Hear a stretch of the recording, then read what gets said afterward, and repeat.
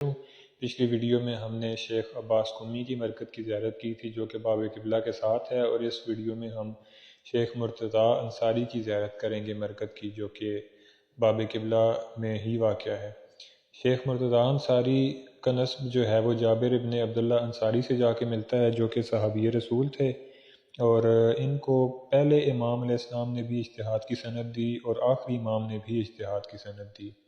امام زمانہ علیہ السلام سائل بن کر ان کے دروازے پر آئے اور ان سے 40 سوال پوچھے۔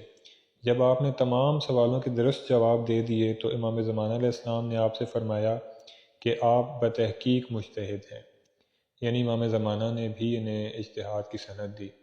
علماء ان کے بارے میں بیان کرتے ہیں کہ ایک جوان جو تھا وہ قم میں آیا اور شیخ مرتضیٰ انصاری کے در سے خارج میں بیٹھا۔ اب پہلے دن اس کو کچھ سمجھ میں نہ آیا، تو اس نے سوچا کہ آج تو میرا پہلا دن ہے تو میں آئندہ بھی شرکت کر کے دیکھتا ہوں۔ دوسرے دن آیا، پھر کچھ سمجھ نہ آیا، اسی طرح کچھ دن گزر گئے اور اس میں نا امیدی پیدا ہونے لگی کہ شاید میں ایک اچھا طالب علم نہیں ہوں۔ پریشان ہو کر مولا امیر المومنین علیہ السلام کے روضے پر گیا اور مناجات کرنے لگا، اور مناجات کرتے ہوئے کہا کہ مولا، آپ باب مدینۃ العلم ہے، کیا آپ اپنے سائل کو ایسے ہی خالی واپس بھیج دیں گے؟ اس پر رقت طاری ہوئی اور اسے احساس ہوا کہ کسی نے اس کے کندھے پر ہاتھ رکھا ہے اور اس کے کان میں بسم اللہ کی تلاوت کی۔ اگلے دن جب وہ دوبارہ درس میں گیا تو اب اسے سب سمجھ میں آنا شروع ہو گیا۔ تھوڑی دیر بعد وہ کھڑا ہوا اور شیخ سے سوال کرنا شروع کیے۔ جب اسے ایک سوال کا جواب ملا تو اس نے دوبارہ سوال کیا۔ اسی طرح سوالوں سے سوال نکلتے گئے، یہاں تک کہ ایک ہفتہ گزر گیا۔ سب طالب علم حیران تھے کہ یہ کیسا طالب علم ہے، کسی نے بھی آج تک شیخ مرتضیٰ انصاری کو اس طرح نہیں روکا اور یہ ان کی بات آگے ہی بڑھنے نہیں دیتا۔ شیخ ہزاروں شاگردوں کے مجمع کو چیرتے ہوئے اس طالب علم کے پاس آئے اور اس کے کان میں ایسی بات کہی کہ یہ بیٹھ گیا اور شیخ وہاں سے چلے گئے۔ جب سب لوگ اس کے پاس اکٹھے ہوئے اور اس سے سوال کیا کہ شیخ نے تمہیں کیا کہا کہ تم اس طرح خاموش ہو گئے، تو اس نے کہا کہ انہوں نے ایک ایسی بات مجھے کہی ہے کہ یا اللہ جانتا ہے، یا یہ ایک ایسی ہستی ہیں جو جانتے ہیں، یا پھر میں جانتا ہوں۔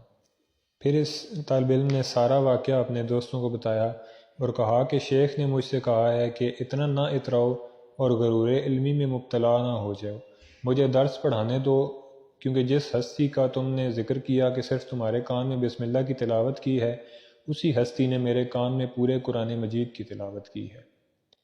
تو یہ مقام تھا شیخ مرتضیٰ انصاری کا۔ اور مومنین، یہ مقام کس طرح ملا؟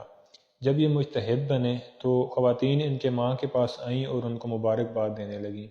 ایک خاتون نے ان کی ماں سے آ کر کہا کہ اے بی بی، آپ اس طرح مبارکباد وصول نہیں کر رہی جس طرح آپ کو کرنی چاہیے۔ تو انہوں نے جواب دیا کہ اگر میرا بیٹا نبی بھی بن جاتا تو میں تعجب نہ کرتی، کیونکہ جب یہ میرے شکم میں تھا تو میں ہمیشہ باوضو رہتی تھی، ہمیشہ حلال رزق کھاتی تھی۔ جب یہ دنیا میں آیا تو سردیوں کی ٹھنڈی راتوں میں بھی میں پہلے غسل کرتی تھی، پھر وضو کرتی تھی، پھر 2 رکعت نماز پڑھ کے جناب سیدہ صلوات اللہ علیہ کو ہدیہ کرتی تھی اور پھر آ کر اس کو دودھ پلاتی تھی۔ اتنی زحمتوں کے بعد اگر یہ مجتہد بن گیا ہے تو کون سی بڑی بات ہے؟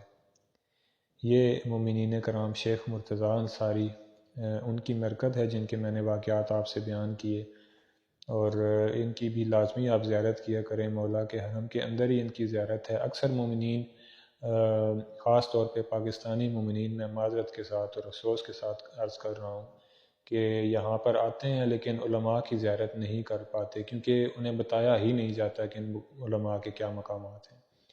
تو یہ لازمی زیارت کیا کریں، ویڈیوز کو لوگوں کے ساتھ شیئر کیا کریں۔